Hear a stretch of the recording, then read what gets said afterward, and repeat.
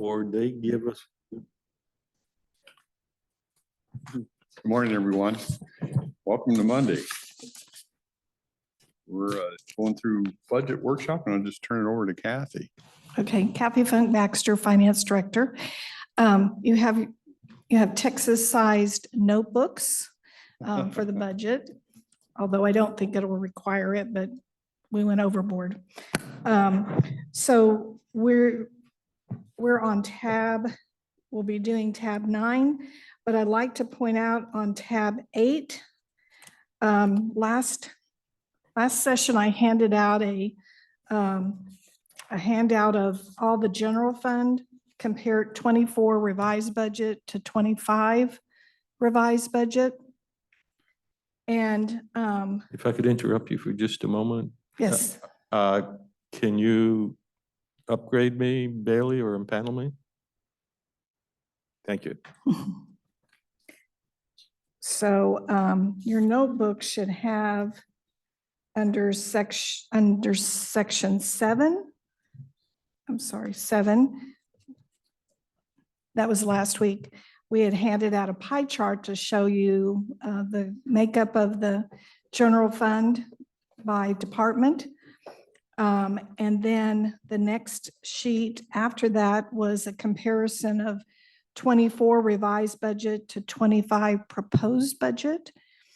And I'm happy to report that after reviewing a couple of more departments, including non-departmental and Superior Court, we made some reduction in expenses, proposed expenses.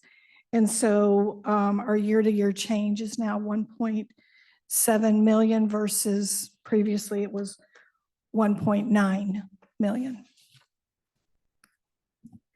So that was good news, and I thought you should know that. And so now on to tab 8,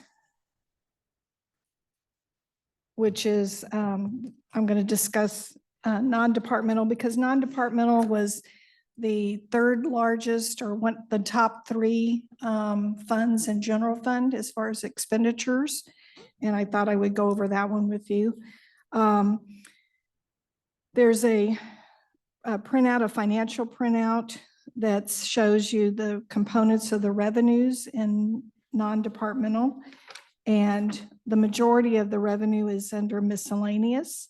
And that revenue is actually, I'm forecasting it to go up just slightly, $33,000.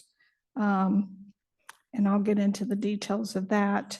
And then on the expenditure side for non-departmental, we have our revised 24 budget, and our revised 24 budget personnel, it's showing it going up, but it really isn't, because as in the 24 budget, as we transfer out funds to other general fund departments for termination pay, our budget goes down. And so we're resetting the 25 budget to be equal to what we expect in vacation payouts or termination payouts of vacation and sick leave. So that's approximately $364,000. And that's typical for the past several years, what has been budgeted for that. And then under services, we're showing that services are actually going down.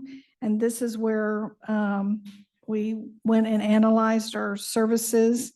And the good news was that we found that there was a budget from, I think from 23 that had included a payout for one of the fire districts for some equipment.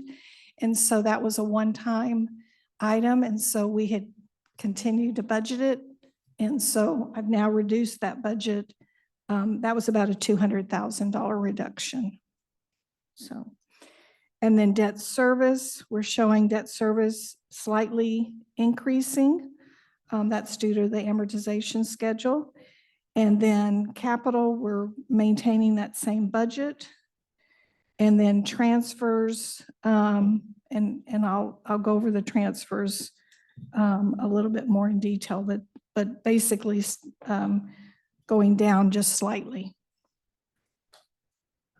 So Kathy, on the capital budget, it's 125,000. What is the expectation for that fund being used for? It is just there for emergency type situation in the event that facilities doesn't have enough budgeted. We have a little bit of an emergency fund in the non-departmental for them, just in case. That's for an unknown. So for example, this year I have 125,000 budgeted, but we haven't utilized any of it. So. Thank you.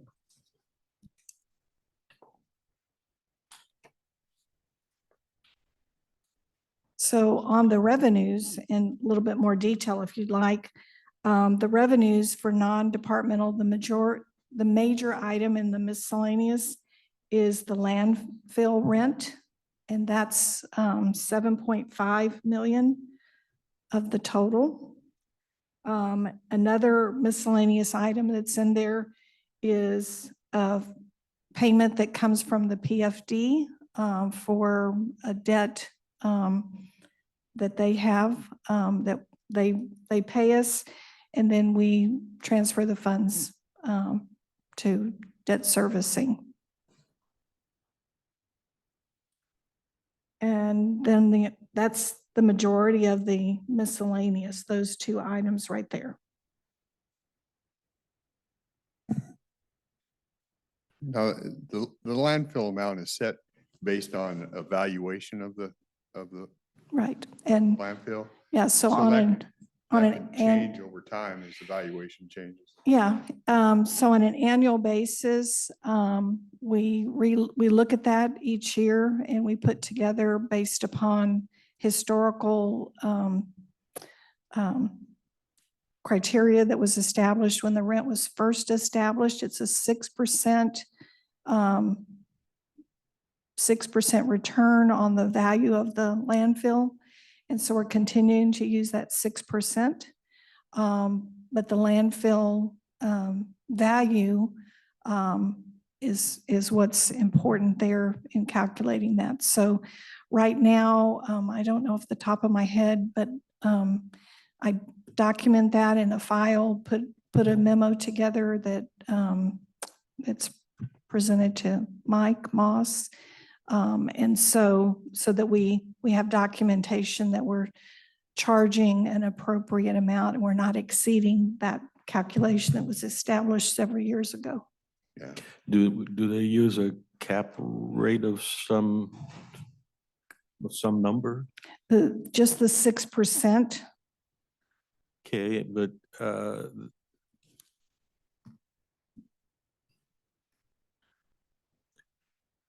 it's very difficult to put a value on a going concern, particularly when Right. it's hard to decide what the asset base is. And do we include things like the cleanup account? And do we take into account the liabilities that we have implicit regardless? And Yes. I don't know the answer to any of those. I'm not sure it's that important. I'm just trying to point out that this should be heaven for someone who wishes to justify number X over number Y. I can move it any way I want. Yeah.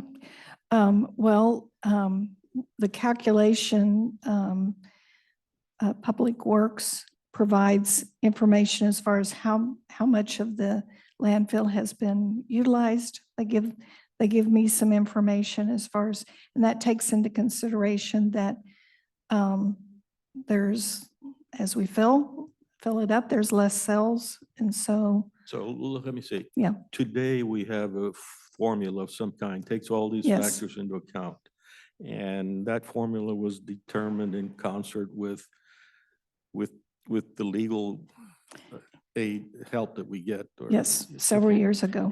And that those assumptions today may be different tomorrow also. not just in the valuation, but in the algorithms. True? Possibly, yeah. Okay. So you don't do the calculations. That's given to us by Sean. Right, Right. right. And, So the details, that's a Sean Roy question. Oh, 'Cause- I'm not 'cause, looking for yeah, the so- details, but well, yeah, yeah, but that's I'm just the- saying, I'm following up my comment earlier. We've got the city of Longview raising property taxes and all that, raising the tax base because they're spending more. And I would have general questions that how do you want us to deal with the budget? Like, I find it extremely hard to understand things if I don't, for example, I would like to have one number that says our revenue through taxes and is blah de blah. Our revenue through grants, and I don't care divided which way. The point is, I'm trying to find what money we can count on, what money depends on the good graces. Like when you go for grants, those are not guaranteed. So as we walk out on a plank, I don't want to say to the constituency, oh, well, we didn't get that grant and therefore your taxes are up. And so I don't, I was going to basically ask you at some point, is there, if you were to start all of this from scratch in terms of reporting how it is, would you be doing what you're doing now, or would you come up with something that you feel is a little more appropriate for understanding the problem? So. possibly, yes. I did provide, back to your point on, on tab 7, I Right. have, Right, that was a good Yeah. tab. yeah, it's a good tab. Tab 7 does have, that's as far as general revenue, the first page, oh, not the first page, the third page, not the third page in, is a budget management reviews slide. And it has just what you said, where are all of our, where's our tax revenue? What is it we're budgeting for tax revenue? And the total for the general fund is about it's over $33 million just for taxes. And so this has the different categories of what you're asking. And I can run it also for all funds. For this presentation that we did last week, I just did general fund to concentrate on that. Which is only a portion of the taxes we collect. Right, The road fund is totally, it's not included in this, so. Right. yeah. But that gives you an idea. Taxes, we have 33 million budgeted. And then as far as total expenses for general fund, we have 76 million budgeted. So anyway, so that's, So Kathy, I have a more specific question on your revenues for the non-departmental funds. mhm, The second line on that sheet of paper on page 1 shows franchise fees and royalties significantly less than previous years.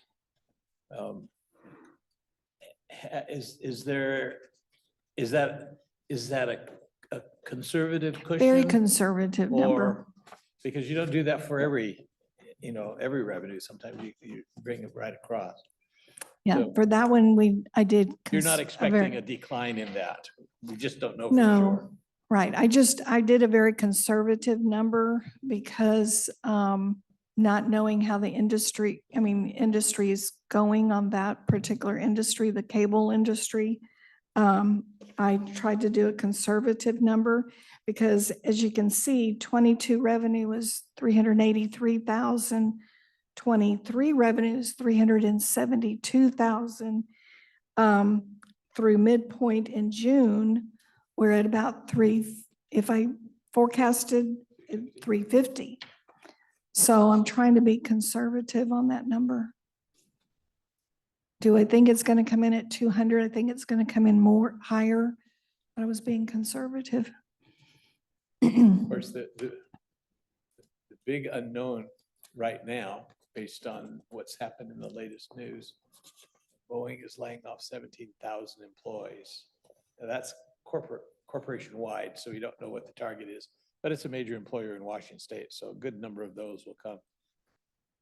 Not necessarily a concern for Calais County, because we may have a few employees that go down to Portland and work for Boeing, but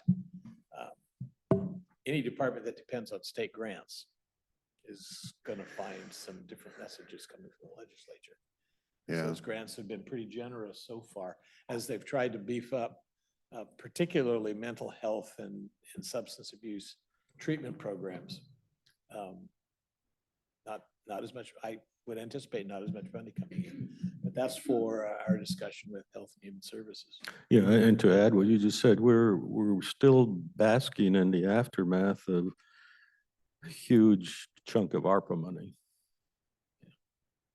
which changes our attitude about things. Yeah. You know, and when you have big corporations like that, they're not located in Calais County. When I worked up in Auburn, it was amazing how many small businesses I worked with that did projects for Boeing, and you see that, and that's just one example. I mean, so you have that trickle down. You could have businesses down here that make a widget for Boeing, who knows, you know, but. Well, as a fresh young high school graduate, I went to the University of Washington in the fall of 1970. And I saw the billboard that they put up saying, the last person out of Seattle, turn off the lights, because that was the height of the Boeing recession that put the state into a real tailspin. And it was harsh. We've never had one quite as severe caused by a local failure, but we've certainly had recession since then. And that's kind of why I was asking. I feel uncomfortable that we do a budget always based on what was done last year, as opposed to starting from scratch and say, we can expect this amount of income for sure, and we can expect this amount of income probably, and then we can decide how we're going to allocate. So, okay, 65% of this goes to law and justice, and that way, and then we create a budget within our means. The way we have it now is just not clear that we'll stay within our means, and that's why you've passed out an alarm. Mhm, yep. So I know you understand this completely.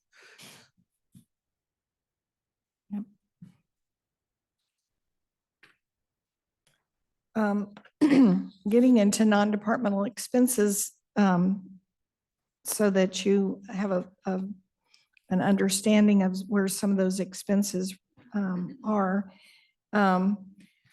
We have, and that's the expenditure. It's on, I'm back to tab 8. And it's the expenditure, revised expenditure request, and it has all the different line items.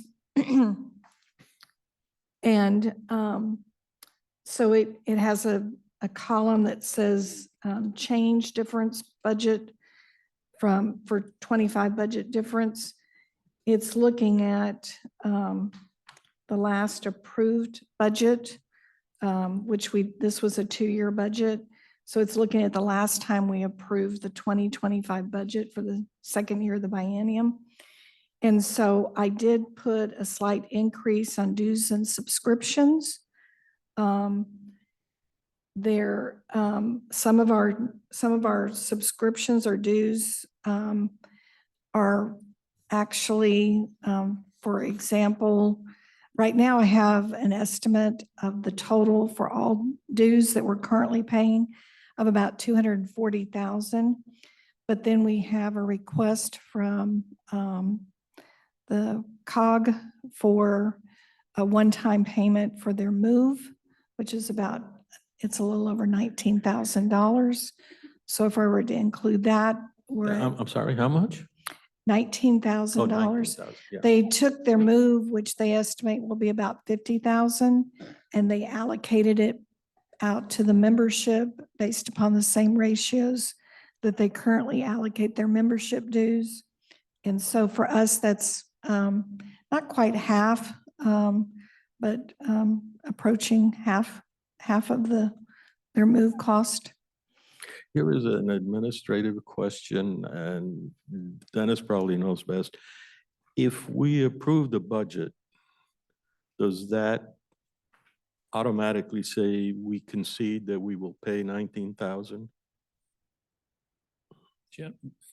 Yes, Okay, and if we wish to set that aside for the future board to decide if they wish to do that, how would we do that?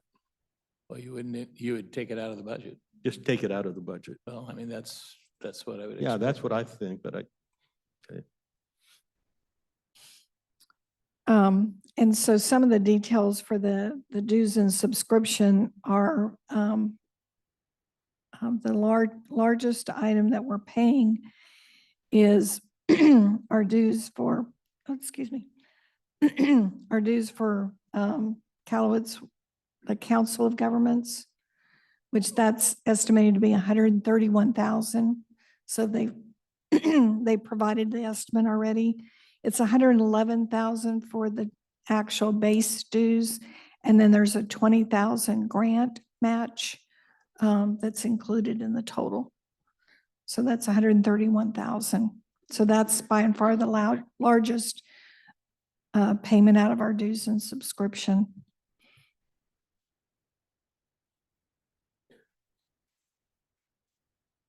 So, Mr. Chairman, is there any appetite to, at this point in time, push those out to a decision by the new board, all the subscriptions?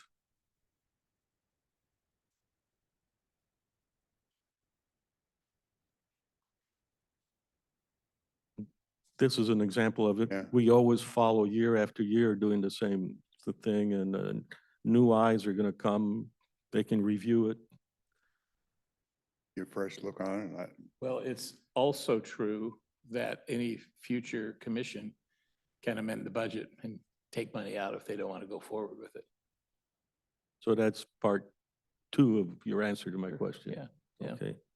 I mean, we actually have it built into our policy that we review the budget at least once a quarter, and it's about monthly, the way things change.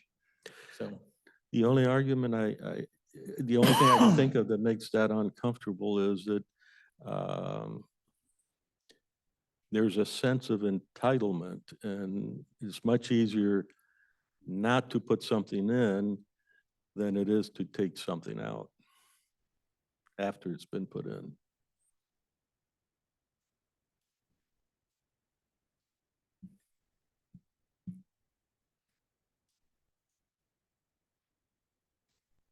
So everything in that category is like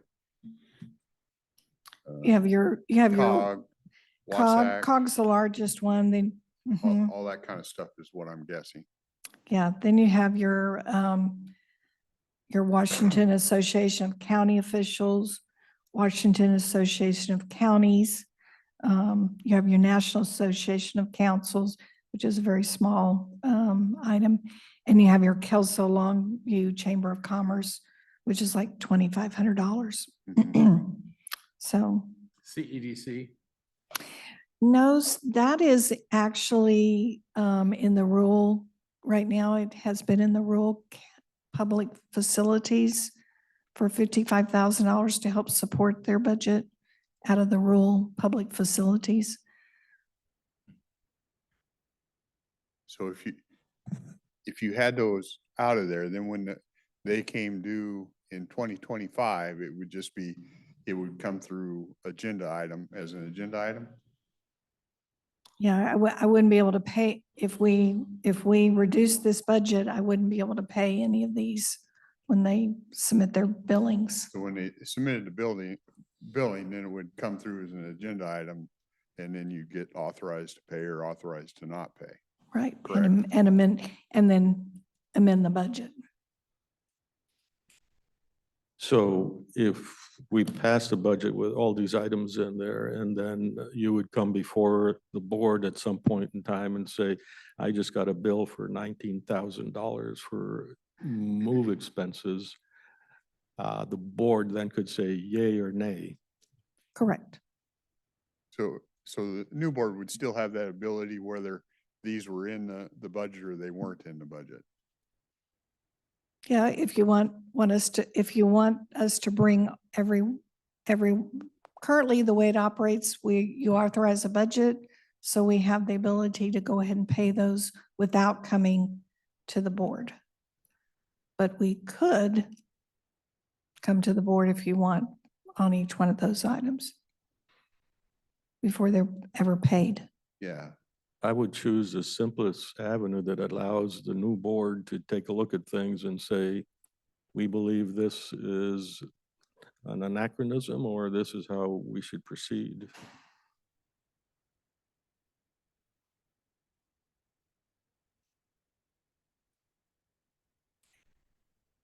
I guess my bottom line is if I can be assured that when those come due, that this new board will have a chance to look at them, then I can be comfortable from sitting in here. If Yeah. I can't be assured of that, then I just take them out. Well, they all get paid out of my office, so I receive them and we'll bring them to the board before we process any payments. My inclination is to take them out. That way there can be no misstep of any kind. Well, I guess I'd just like to point out that the reason the COG is moving to a much more expensive facility is because we're kicking them out of the building across the way. So, and I mentioned that to you before, that when we did that, it wasn't a complete 100% savings when we switched another office from leased areas, that the dues are going to go up. And they've decided to do a one-time only assessment for the entire membership based on the formula for the dues. I think it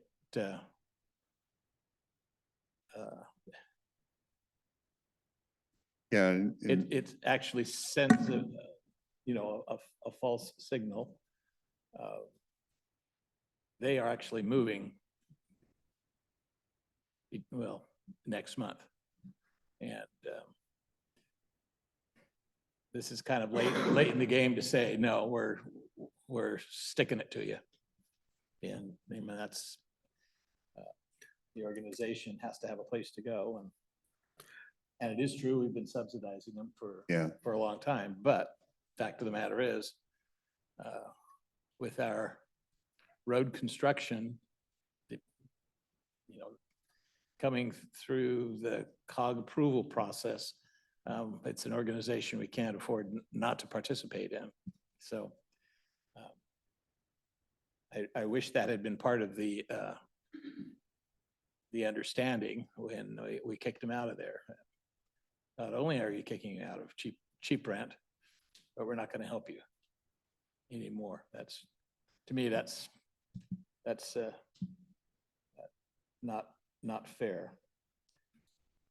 If we have a problem balancing the budget, it's not going to be because of a $19,000 expenditure out of a $250 million budget. So. Yeah, I personally don't have any heartburn because we are moving them, helping them with that. I'm more talking about for the services, like with Wasack, NACO, all that. I think we get questions on it when those come up. What do they do for us? Well, this is the opportunity to make sure we sit here and kind of pound that out. What does CFM do for us? I mean, I could sit here and tell you that, but I don't really have any heartburn on the 19,000, Dennis. I kind of get that. Here's the thing, we have to be careful. We don't want to delay a lot of expenses to the next year, because then that sends a false message on what our budget is that we've approved for next year. Well, we've approved the budget, but we're keeping a whole bunch of stuff out of it that, I think we need to be as transparent as possible. These are expenses. Well, The request that that the new board have a hearing to go through and understand what those, that's absolutely appropriate. I mean, we've had the discussions, particularly with COG and the value of COG, every time we have a change in leadership on this board, at least, and then at budget time. So I mean, it's a constant discussion, and it's a good discussion, because people do need to be reminded of the value of these organizations. Yeah, there's, And we can agree to disagree on the value of the organizations, because it's oftentimes determined by policies that we don't make, the state and federal rules and regulations. So, there's always a finite line between issues, whether they fall on a pejorative side or non-pejorative side. I don't know what the right thing is to do, but I know the wrong thing is to not ask the question. And this discussion just reminds me of 2 points that we stumble into all the time. One's a sense of entitlement. And 2, it's a sense that it's only a dime, so who cares? And that's just one of those things we want to be careful about. Yeah. So asking the question is, I think, always the right thing. Assuming that only a Neanderthal would ask the question is probably not the right thing. Yeah. I would,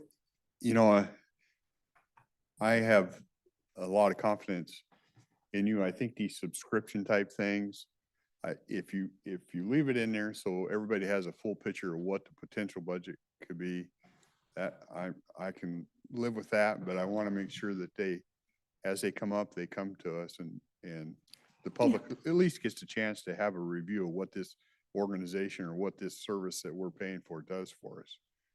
And I have no problem doing that. Can you advise the recipients that while it's in the budget, it will still be reviewed? Because right now, by the customary approach, it's in there, it's a done deal. Yes, I could do that. that would probably be an excellent budget review program on the various organizations that we send money to.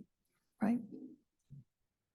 And I think you alluded, Dennis, a pretty important aspect, which is maybe you don't like the COG, but if many of the road funds that benefit us for some useful thing have to go through the COG, then we really want to look at both sides of the coin.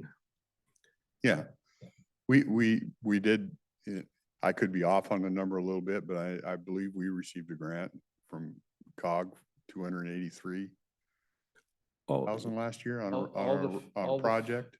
All the federal dollars for transportation, for road construction and maintenance, that all has to be approved by the COG. Yeah.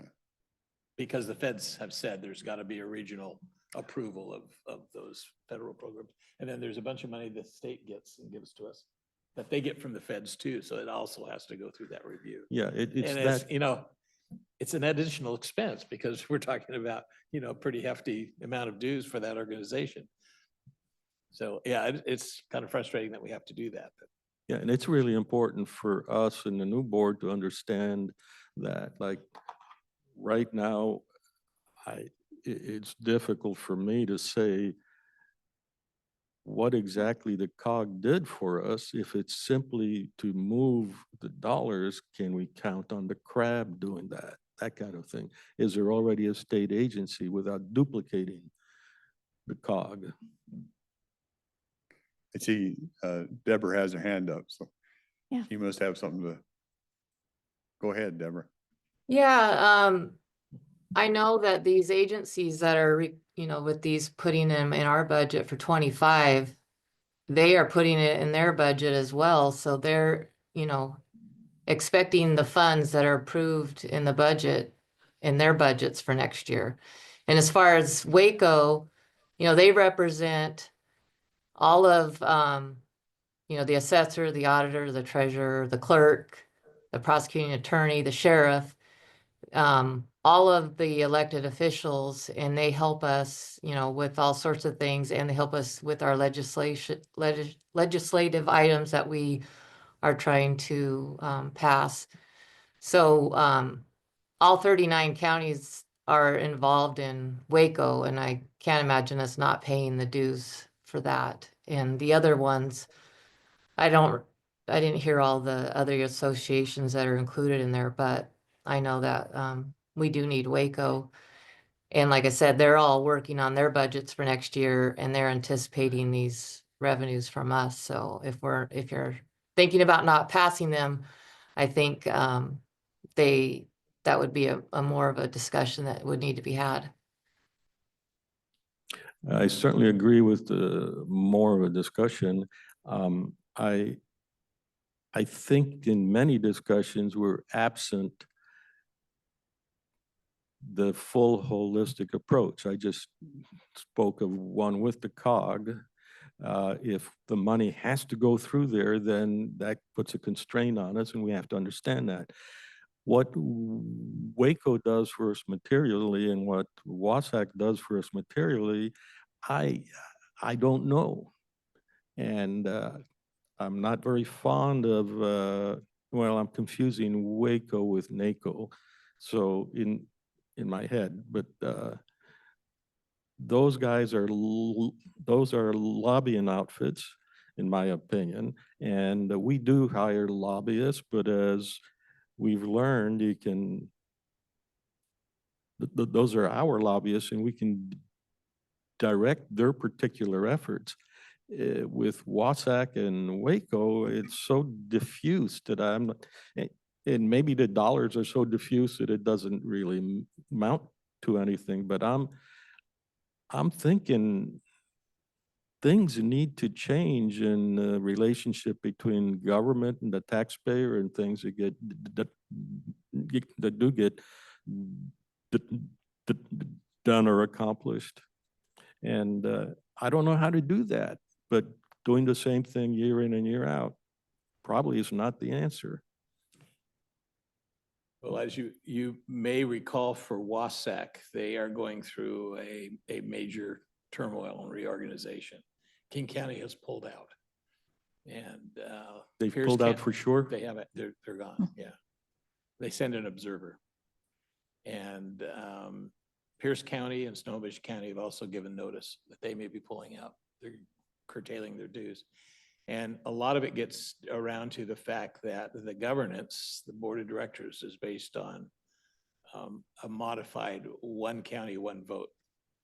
And they say for the amount of dues that we pay, we should have the vast majority of the say on what our money goes towards. And their proposal is to make it all based on population, which means Wahkiakum County would get 0.0008% of the vote at the board meeting, hardly worth their participation. But they probably are more dependent on the state organization to help them out because they're such a small county, and we've got a lot of small counties. Yeah, I think the big counties already have the legislature So, per capita, right? well, the challenge is you only have your own local legislators that are looking out for you, but they don't, and particularly in Southwest Washington, they're not in the majority. So there's got to be some other avenues to try to get what needs to be done to help us out when state laws are in error as far as we're concerned. So, Yeah. So the statewide organization is important, but they are going through this this very awkward situation. The urban counties have different interests than the more rural counties. And, you know, when I was in the city's government, there were two national organizations for cities. The Urban League for the big, large cities, and the National League of Cities that had the vast majority of cities, but, you know, smaller population. We've tried, as long as Wasack has been an organization, they've tried to maintain one organization to represent all counties. And that's clearly, you know, that's collapsing. So There's gonna be some changes. There's no doubt about that. A few years ago, I asked the representative, don't remember who, I was curious as to what influence Wasack had on the floor with his caucus. And the answer I got floored me. Said, I've not looked at Wasack for any input at all. And I'm like, oh boy. That was contrary to what I had expected.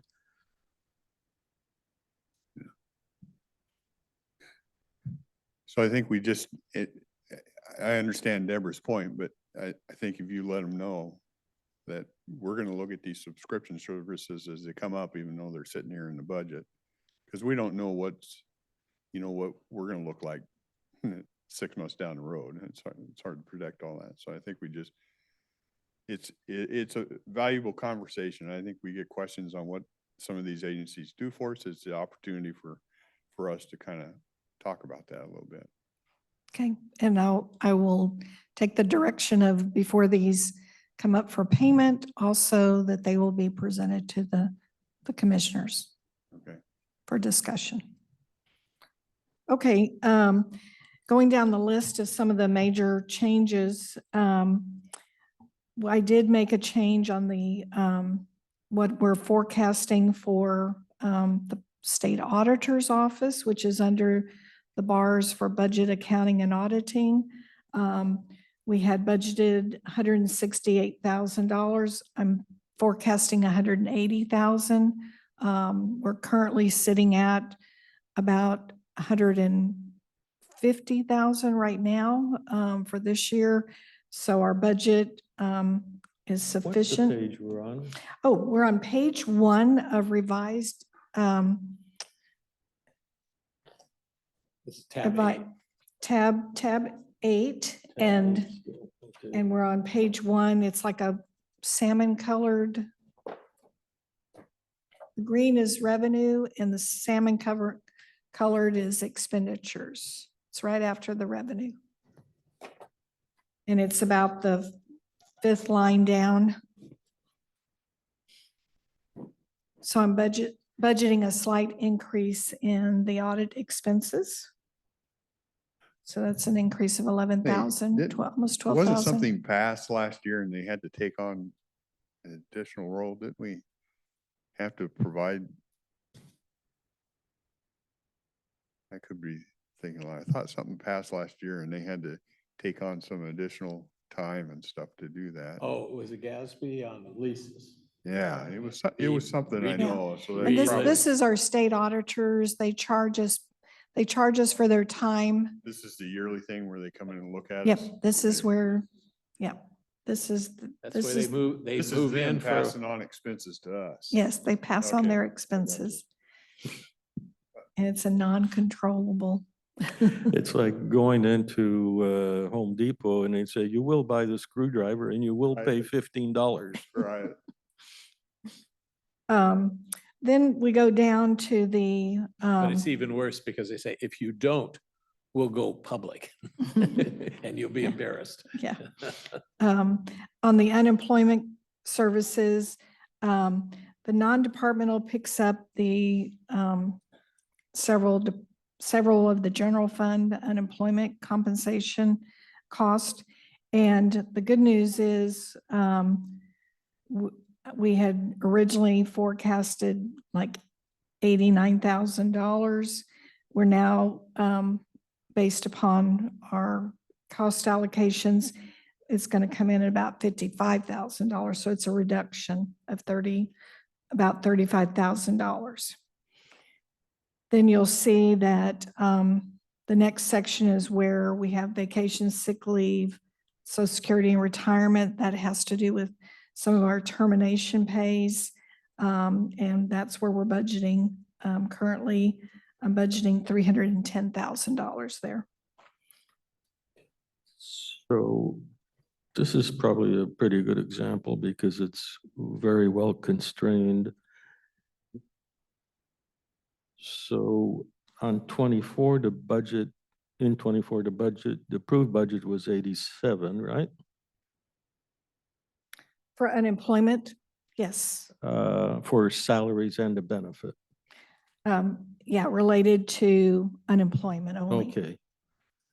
And, yeah, I'm always off a line. I've got to get new head.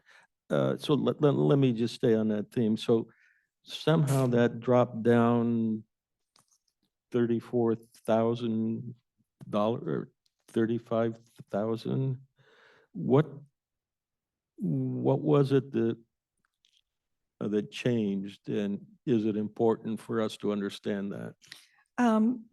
So 2025 originally, when we did the biennial budget, I was basing the second year of the budget closer to what the budget was estimated for 2024.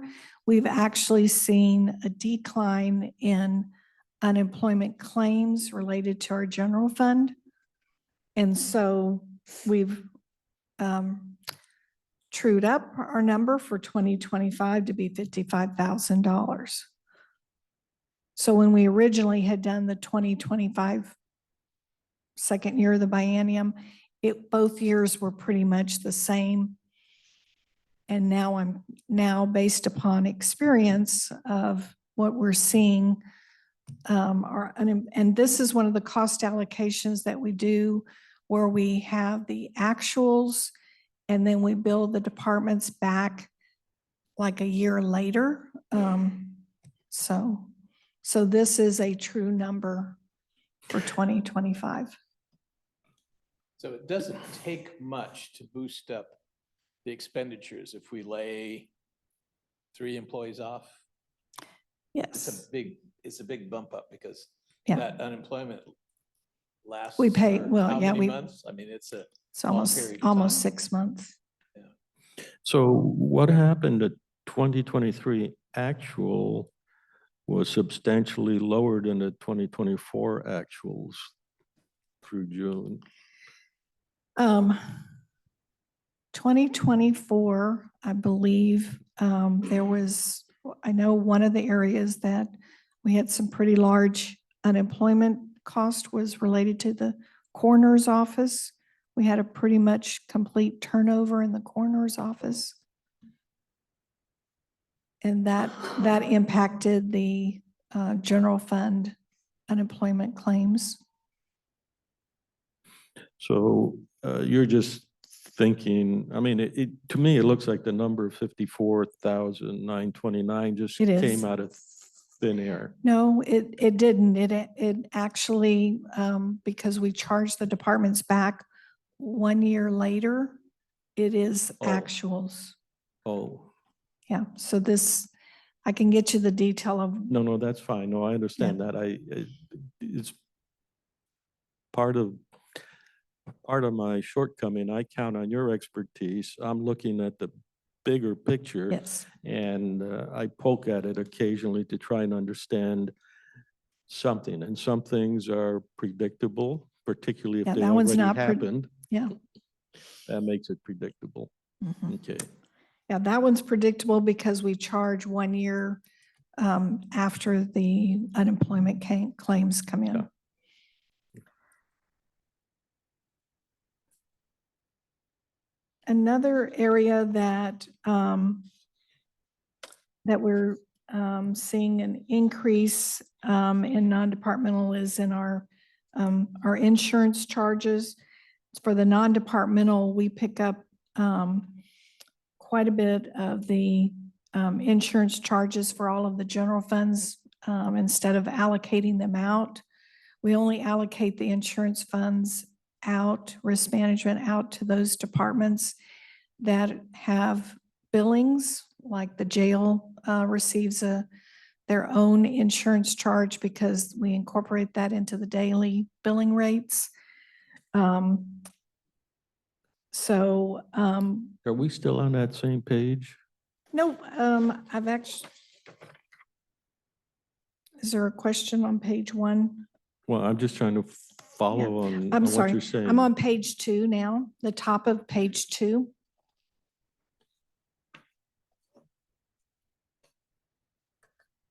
the very,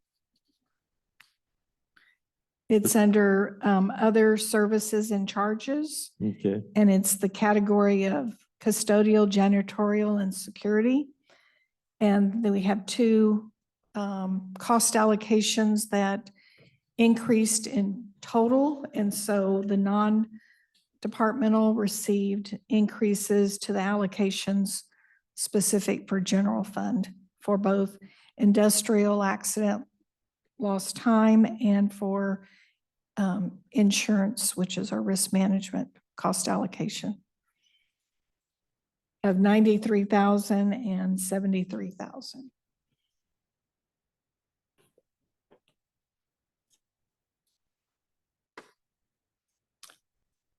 And then continuing on, further down, distributions to local governments. This is where I had discovered that we had been budgeting for additional allocations that weren't necessary because 2023 had a payment for some equipment and we didn't need to budget for it any longer. So that was a $300,000 decrease to the budget. And then moving our law enforcement line item is the charges. Non-departmental picks up all the charges. As you recall, the sheriff's department spoke about law enforcement records and their allocation method. And so general fund receives a quarterly billing for our law enforcement records, and our portion of that is paid out of the non-departmental. And so that is a $310,000 increase over what we had in our revised budget.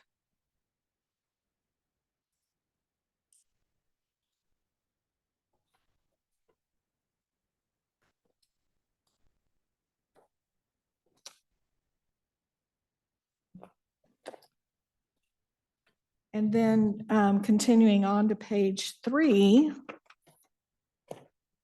there really isn't any major changes other than in the long-term debt for the morgue. It's going up just slightly, $6,000.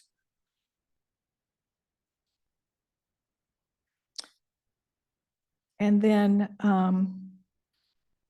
I had forecasted out that our cost for motor pool, the last line on that page, would go up in 2025 slightly. I did a CPI index increase, but the good news is it didn't. The revised motor pool billings shows it's still at 105.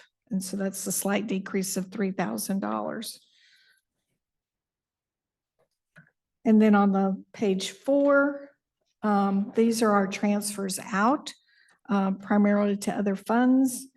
And we're showing an increase in what's needed to for the victim witness program, $45,000. They needed an additional transfer.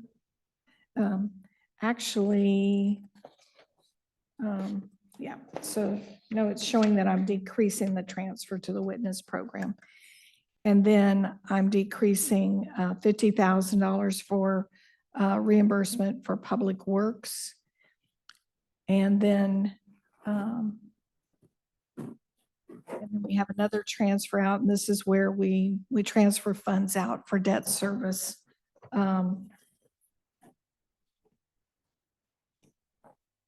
Of an increase of $553,000. This is actually the transfer out. That part of this is debt service and part of it is the amount that we transfer out for the budget stabilization fund. And when we originally had done the 2025 budget, I had missed that budget out for the budget stabilization fund. So I'm making sure that it's now in our new numbers for 2025. And that's it for non-departmental. Non-departmental also covers an expenditure for our security for the building, for the administration building. And just so y'all know, we're out for, we have an RFP for that right now for the new year, for a new contract. And I've forecasted it to be pretty much flat with what we're currently paying. So, or what we currently estimate to pay for that contract, just for the administration building. The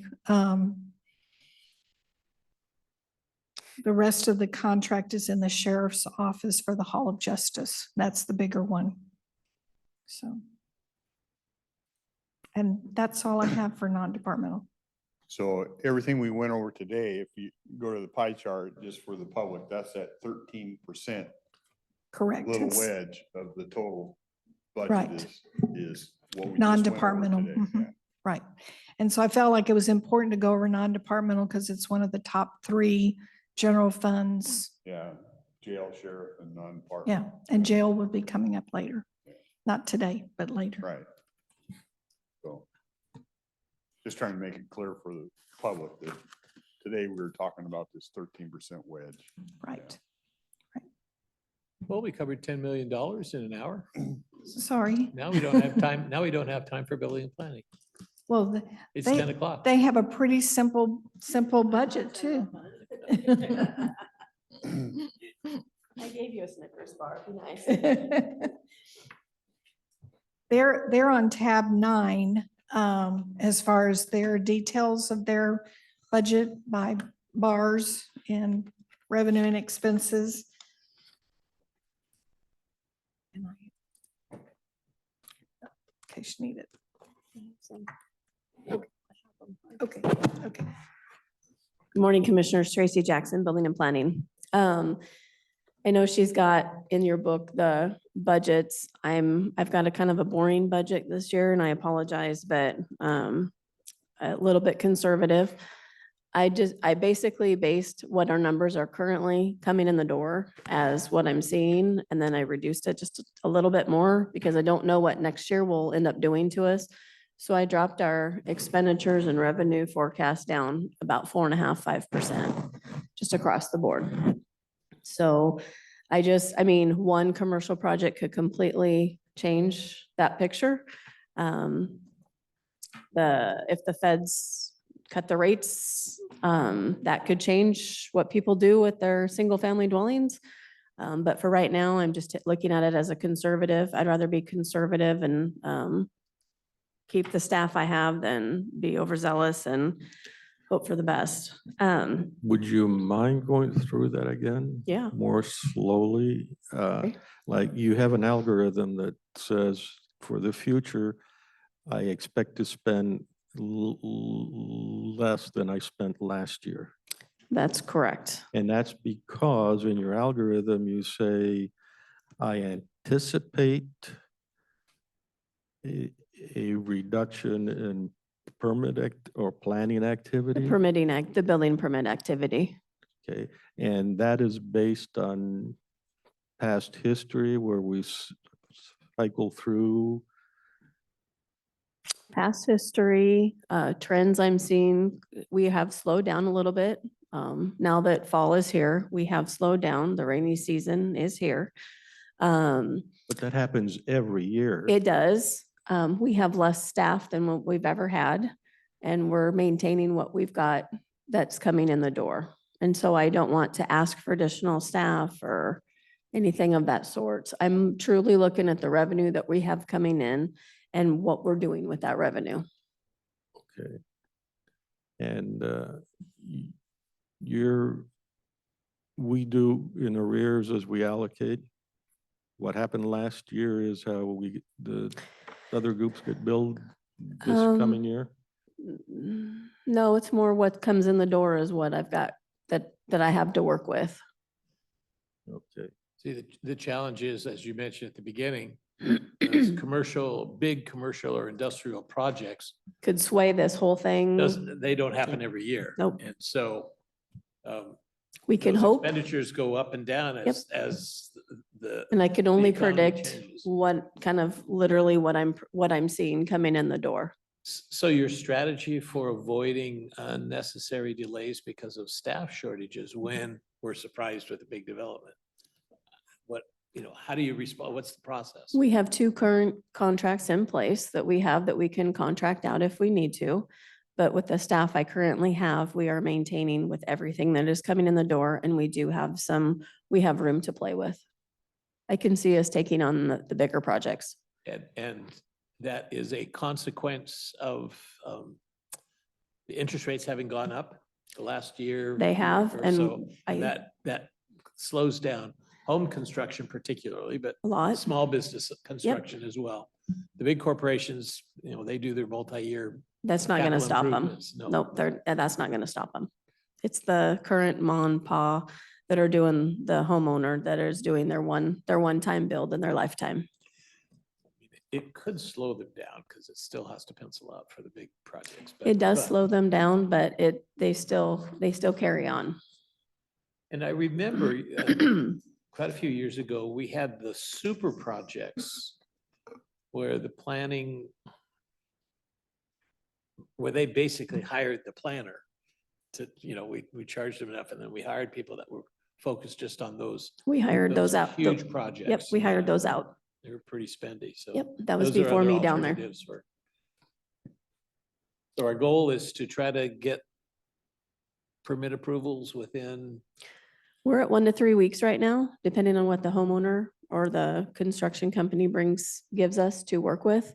So that's- we're maintaining. that's after the pre-app conference. Staff consultations are completely free within our office. Right. And we try to give them every step that they're gonna need going forward. So there's no surprises along the way. But your 3-week timeline is. That is from when once they apply Turn in the to application. get it turned around to them. Yep. And it moves more smoothly when they've had the The staff pre-app consult, yep. conference. And because there's nothing more frustrating than having the feeling like, oh, the rules keep changing. Nope, And you try to get those rules all set up ahead of time. correct. And we put their direction in place for them to help them out. Yeah. Yep, So if I come to you with full plans that cover the building plus the lot and every piece of information you need, and I just happen to be the most unusual client you've got, and I have it all, and I walk into your office, you've never seen me before, and I hand you all of that, and how soon can I get the permit done? Is that the 3 weeks? it would be at the most 3 weeks, 1 to 3 weeks, depending on what that project is and where you fall in the line of who's being reviewed A in front normal- of yeah, you. Normal, single-family dwelling, 3,500 square feet because I've got 12 kids. Yes. Okay. And then if I forget to document anything in there and you've got to come back to me, that just aggregates onto the 3 weeks. Usually we can get it back from the applicant as long as they're responsive and continue the process forward. So within that 3 weeks, you will have been able to take a look at the problem, contacted me and said, you have too many kids. And you then, and all of that, you figure you still normally, Mhm. not guaranteed, normally Right. would be 3 weeks. We try. We do everything we can to try. We keep the communication going within with the applicant. We want them to proceed to the end just as much as we want them to, so. Okay, thank you. Yep. Okay. Let me So- just kind of paraphrase how I think you guys, or the way it's been explained to me, you operate. You're not a general fund. We have You don't 3, operate it there. no, we're You not. guys operate off What we your- bring in, what you bring in. yes, So you're almost like I look at you as almost a separate business unit. we are. If business comes in, you could bring in more and it could affect, you could spend more because you'd be paying people for more time. Yep. It can fluctuate a little bit, but it's really contained within that business unit. What we want to see is what we're bringing in and the fee structure is covering the expense structure. It That's is. really what we're concerned about here, because you could, depending on the economy, you could We fluctuate. have highs and lows. Yeah. And absolutely, we are contained within ourselves. We do have 3 or I guess this next year, we're forecasted to have 4.11. How that split happens is funny between people, but 4.11 are paid out of the general fund. And that's kind of like more planning across the board, comp plan type work. And the other is specific to the specialized wanted- revenue. Try and be clear that you're really, I just kind of view you as a separate business unit and you operate within what We are. parameters you bring in. We and are. What you need to expend. With the kind of the exception of the expenses for doing the planning commission stuff. That's general fund, and yes, The long range planning activities. Correct. Those are general fund subsidies. correct. But the vast majority of the work that you do. We're is the enterprise permit fund. Yep. Process that generates the revenue as people come. in. Yes, and we separate our fund. We're separate from any other fund and we invest like anybody else does. Overall, just to follow up comment on the chairman, you have a monopoly Mhm. and we must recognize that we have to have the right individual, which in this case is you, that does not abuse the monopoly. You're, Exactly, yeah. So currently I have budgeted 23 positions and we currently have 22 staffed. So thank you for that. I appreciate that. Over the last 2 years, we've inactivated 4 positions. So the building supervisor, an operations manager, a code tech position, and an office assistant. So we are maintaining within what we have currently. We are not proposing any fee increases for 2025.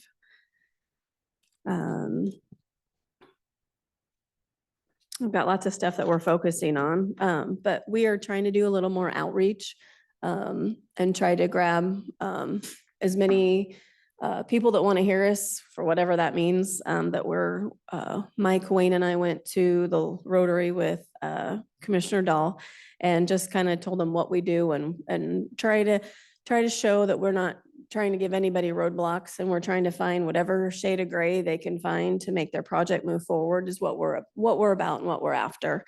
I'm going to be I guess the guest speaker. I'm not sure what that means either, at the Lower Columbia Contractors Association next week. So that'll be fun and interesting. So we'll have a lot of contractors and industry people there. And we're really going to promote our remote inspections.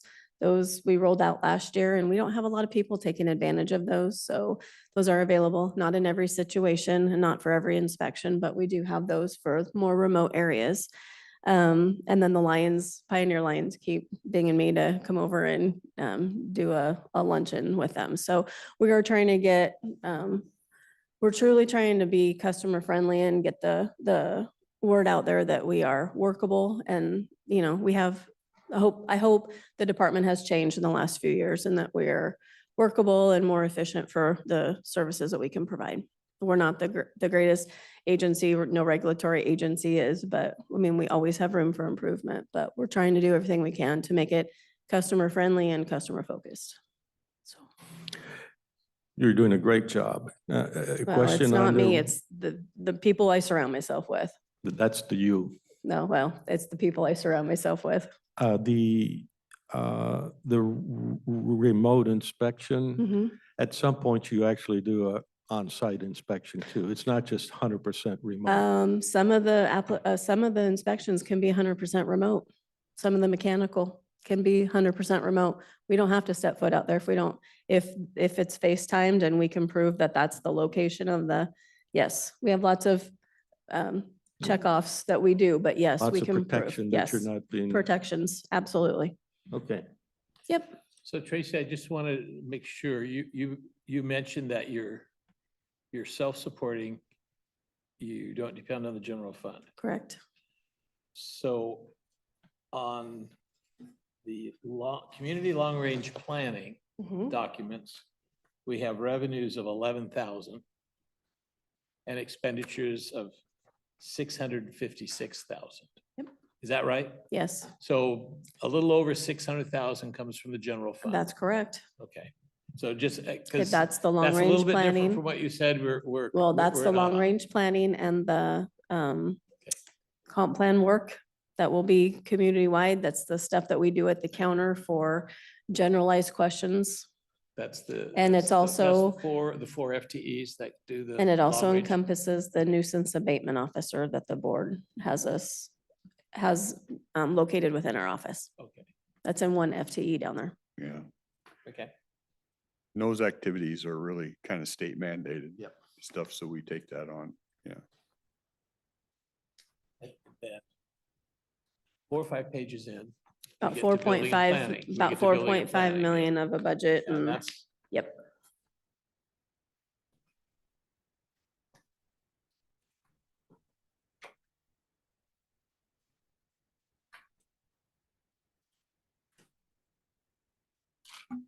that's $4.5 million in Correct. expenditures on. Correct. and that's all generated from the fees. Yes.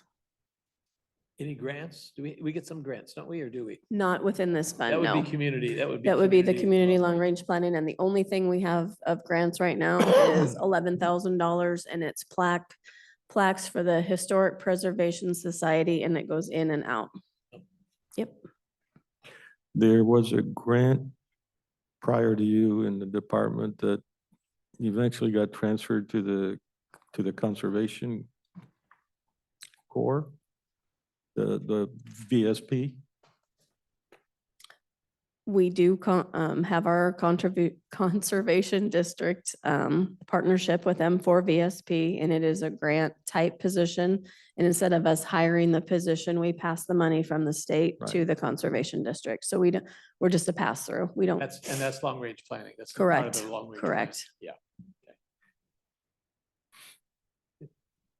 That's it.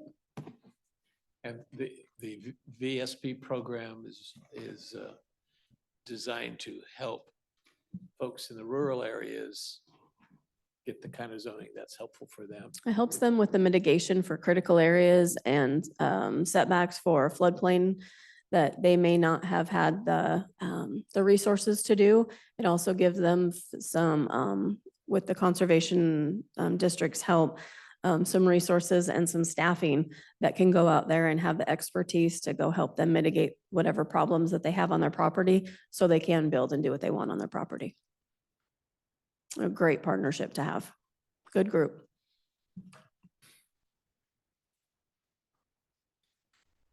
So that was all I had. Like I said, it was kind of a boring budget. I don't have any requests. Sorry. You want your candy bar back? No, No. I want to keep you happy all day. Thanks, gentlemen. Is there a candy bar in the afternoon? So we've kind of taken a little bit of public works time, but we can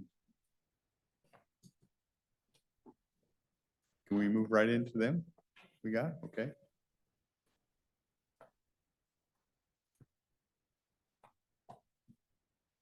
While she's coming and get set up, I was gonna let you two know that we had a meeting with David Hodges from CFM on Thursday or Wednesday, I don't know, last week. And we did revise a little bit of how we look at a couple things.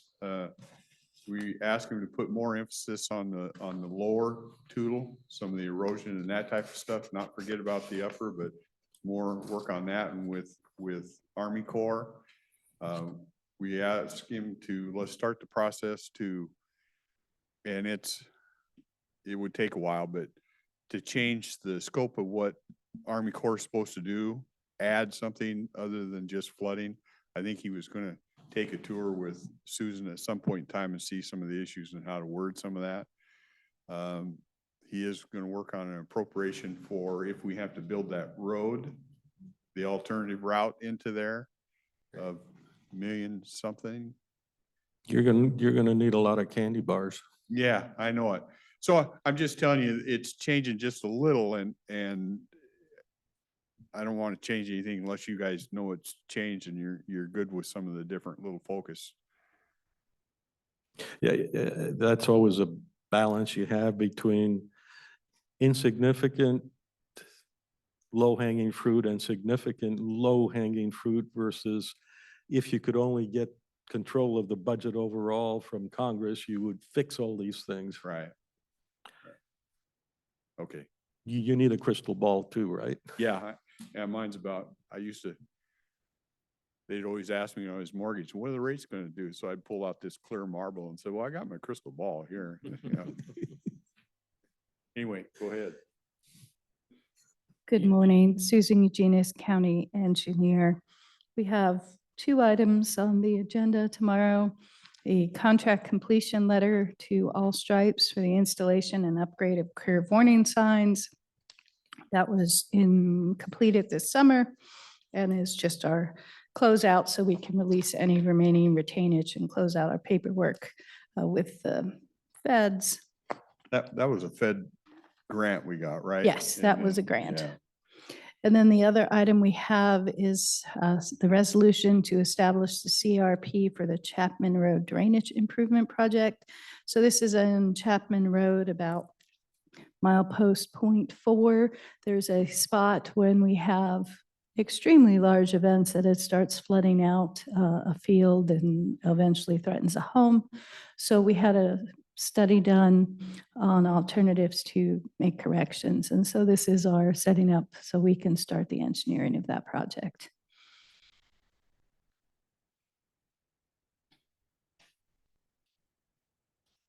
This is the first time you brought it to us, right? Yes, this is the first time. And it's not something that's on the 6-year plan because it's not a road, it's drainage. It is actually considered part of the 6-year plan because it's directly related to the road. The drainage of the road is causing the problem.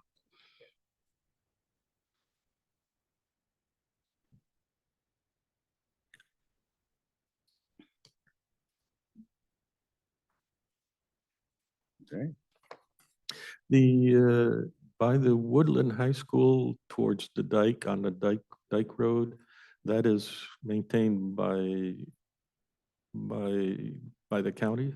Yes, once you get past the right in that high school area is where the county maintenance begins.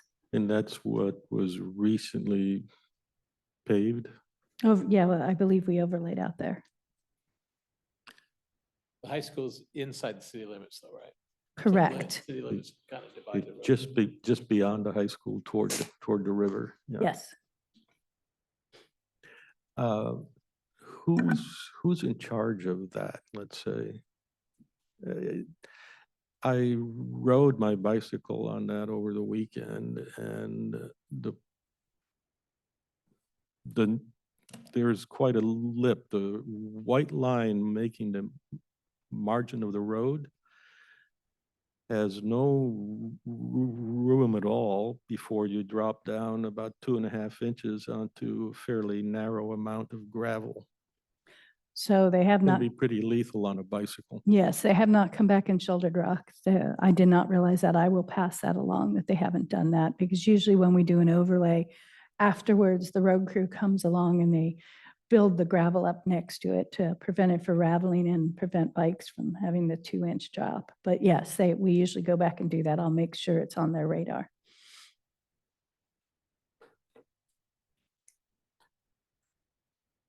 The county engineer always has the answers handy. Yeah.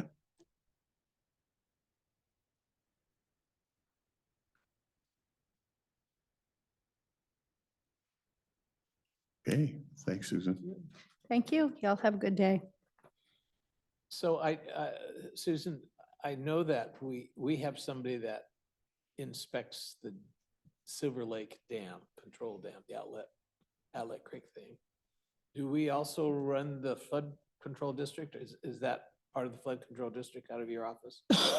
Excuse me. So the flood control district for Silver Lake, yes, we are the engineer and the administrative office for that one. So we got your budget. Apparently, Yes. it says on the- Yes, they did not make any changes this year. And a matter of fact, they dropped their millage rate for 2025. So, but they're just maintaining operations, which for them is mainly mowing and opening and closing the gate to make sure it's still working and checking their culverts regularly. Thank you. Thank you.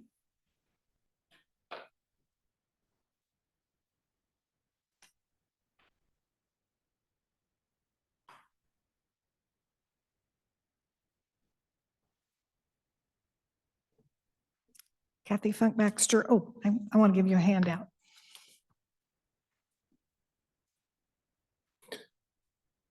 I prefer a hand up than a hand out. Thank you. Thank you.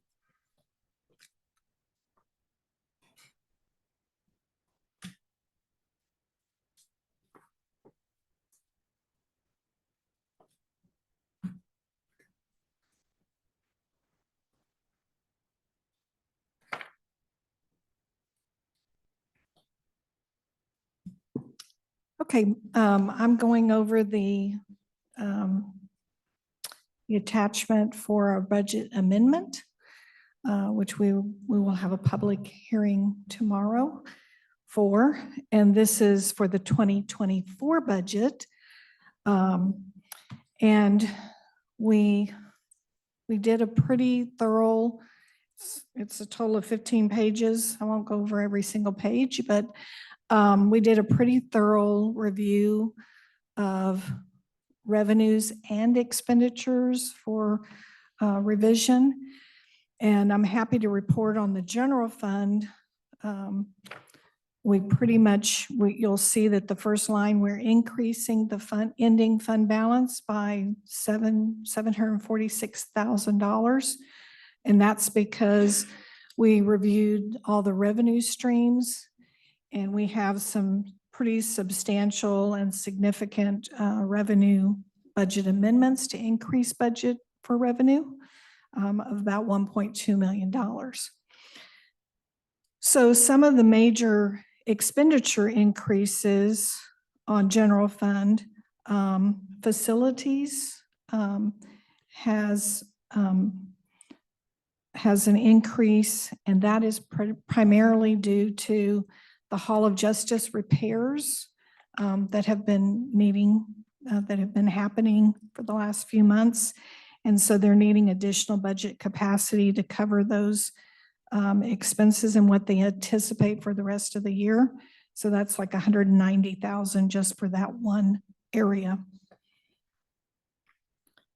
We also have on the sheriff's office a little over $77,000 of increases, but a large portion of that has to do with some grants that they have received and some additional overtime that they're experiencing.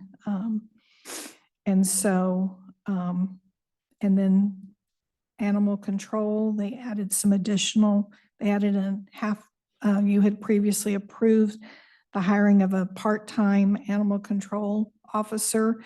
And so here's the budget amendment to follow that up. A So, quick question. yes. Was the overtime, my understanding is for the first time in a long time, we have a full staff of deputies. And so the overtime is not necessarily going to carry through to 2025?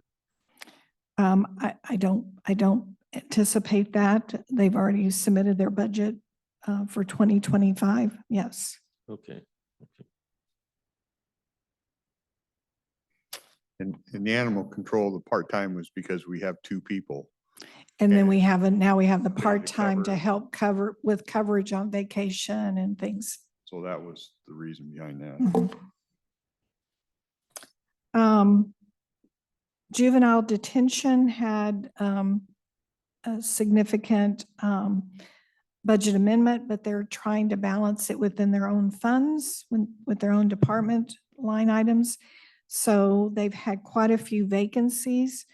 Therefore, but as a result, they've had a significant amount of overtime. And so we're reducing direct labor and medical expenses because of those vacancies to help offset the overtime. And then they've also anticipated a reduction in extra help because they've been using existing personnel in the overtime capacity. So they're fairly large numbers, but it's they're offsetting expenditures with reductions in other line items. The same thing for the prosecuting attorney. They're rehiring a part-time attorney And so therefore, because of a vacancy, they have some additional funds there that they can move to the extra help line. The next one under non-departmental, these are some reductions in various line items. Because risk, we didn't anticipate that the risk pool would change their billing methodology. They're now billing they used to split their annual bill into two. Part of it would be due in October, about 75% of it. And then the other portion would be due in May. And now they're switching to a calendar year basis. And so their billing for October is for the full year. So we need additional budget capacity over in risk management to cover that. And so I need to ask permission to transfer $570,000 from non-departmental to the risk pool, to our risk account to cover that premium that's due. And so I'm anticipating that we'll be able to, and then next year, be able to return those funds to the non-departmental once we have all our billings done for 2025. So it's a timing difference that's created by this So you won't, change. you won't get a building, what'd you say, May and October? Yeah, Yeah, so you so won't get a building in May. In I won't- 2025, you'll get Yeah. another one in October. That'll be Right. For the whole year. for the whole year, but they are actually going to give me a billing in May for what they call a stub year, because they're changing their billing methodology. So to a calendar year. So unfortunately, but I've accounted for that in our 2025 budget. So fully accounted for it. Yeah. The other increases are small. We have Superior Court. They received additional AOC grant for security projects. And so Yeah. we're accounting for that so that they can spend that at the Hall of Justice for additional cameras and door access codes systems. Then on the general fund on page 3, this is where we went through and analyzed all of the revenues in general fund. And so we've seen an increase in our investment earnings, but we also accounted for decreases as well. For example, I presented to you a couple of weeks ago that I believe our sales tax is going to come in less than what we had budgeted, about $500,000. So we're putting that in the budget amendment now, and we've taken that same number for our 2025 budget, reduced our sales tax. We have other expenses, other revenues that we're looking at for significant increases. For example, in the jail, we're seeing an increase in our what we budgeted, what we estimated originally for the Longview, for example, Longview daily jail charges, and we're increasing that by $390,000. We also have seen some grants and contracts that the jail has that we didn't have a budget for, and we're now placing a budget of $397,000 there. What's the SG? SG just stands for state grants. Oh, Yeah. Yeah. And when you see FIG, that's federal. so bottom line, just taking a look at all the line items, we're about 700, roughly $750,000 ahead of what we thought we were going to be. Yeah, in the jail, just in the jail alone. Mhm. And then, and so we continue that review over to page 4.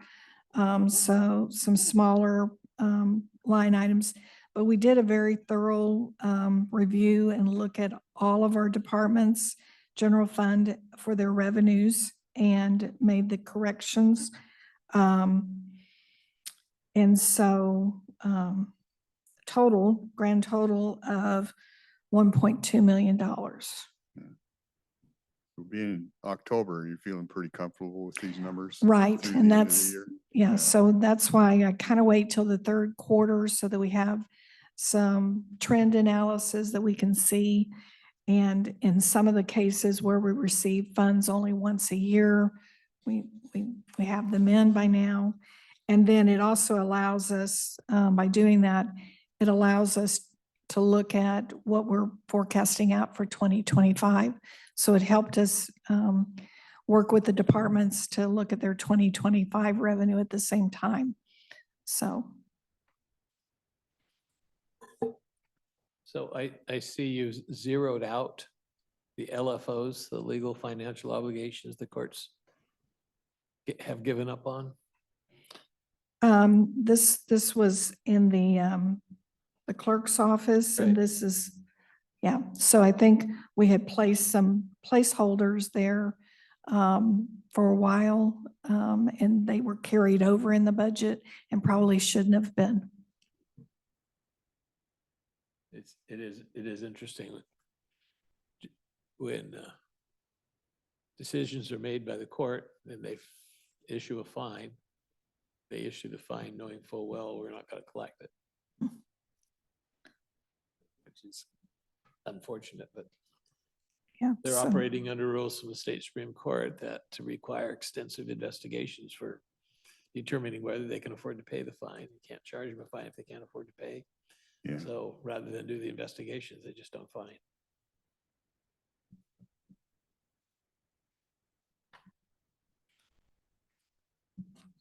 And then as we continue on, we also did some review of other funds. That was all the general funds. And then, for example, y'all had, when we had talked about the financial report last, maybe it was about 2 or 3 weeks ago, our timber excise tax on road fund was, we had underestimated. And so this trues up, adjusts to actuals. And so that's the $733,000 or almost $34,000 to the road fund for the timber excise tax. They also correspondingly increased ending fund balance for that revenue, basically. So there's the offset. So revenues offset expenses. I notice revenue for traffic infractions is up 60 grand. Yeah, that's back on page 4. Right. Mhm, Page 3. page 3.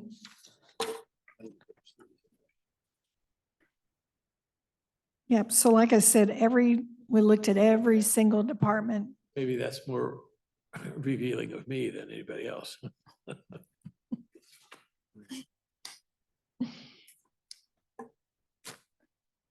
You're not contributing to this account, are you? I take the fifth.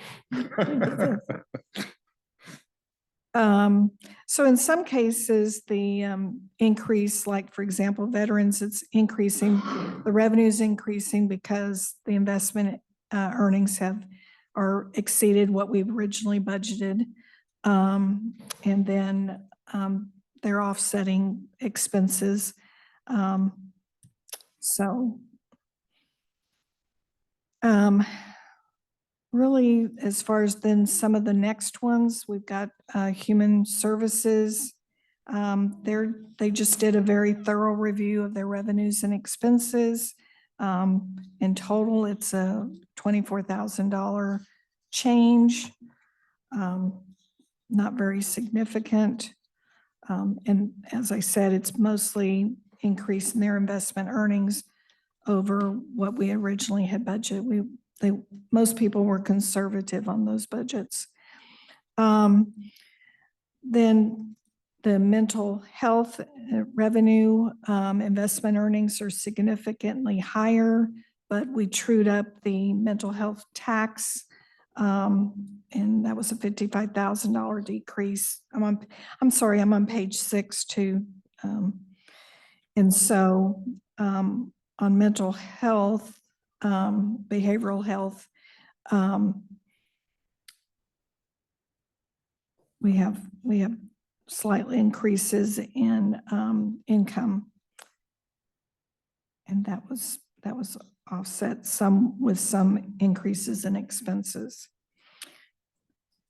So I'm going to skip to anything that's significant. Kathy, I'm sorry, I'm behind you a little bit. The chemical dependency mental health revenue. You have that listed as an expenditure. If the mental health tax is an expenditure, that confuses me. 'Cause everything else is for expenses, but all of a sudden you have a tax treated as an expenditure. Well, Do you see when- where I'm talking? so we first showed